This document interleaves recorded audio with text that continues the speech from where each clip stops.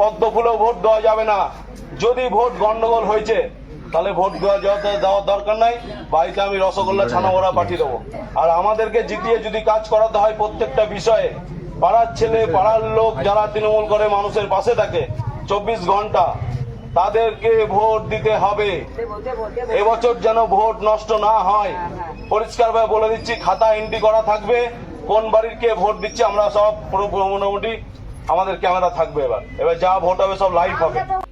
তোমরা ভিডিওটা দেখলে, মানে এক তৃণমূলের নেতা গেছে ভোট চাওয়ার জন্য, দেখেছো কিভাবে কি বলছে, হুমকি দিচ্ছে, বলছে আমাদের কিন্তু ভোটে যেখানে ভোট গণনা মানে ভোটটা হবে সেখানে কিন্তু বলছে আমাদের ক্যামেরা লাগানো থাকবে, কে ভোট কোথায় কে কোথায় ভোট দিচ্ছে সেখানে কিন্তু গোনা হবে। দেখেছো ভাই, ভোট হচ্ছে যাদের ব্যক্তিগত ব্যাপার। ভোট কে কোথায় দেবে, বিজেপিকে দেবে না তৃণমূলকে দেবে না সিপিএমকে দেবে না কংগ্রেসকে দেবে, সে তার প্রত্যেকটা ভোটারের নিজের অধিকার আছে ভোট দেওয়ার, সেটা তুমি ঠিক করে দেবে না। যার যেখানে ভালোবাসে সেখানে ভোট দেবে।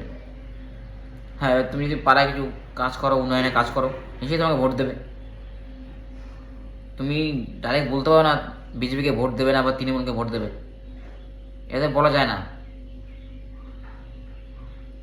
আর এই ভিডিওটা যদি ইলেকশন কমিশনার দেখে তাহলে কি হবে বলো তো ভাই? এরকম করে ভোট চায় না। ভোট চাওয়ার পদ্ধতি আছে একটা, ভোট যাদের ব্যক্তিগত ব্যাপার, কে কোথায় ভোট দেবে সেটা যাদের ব্যক্তিগত ব্যাপার।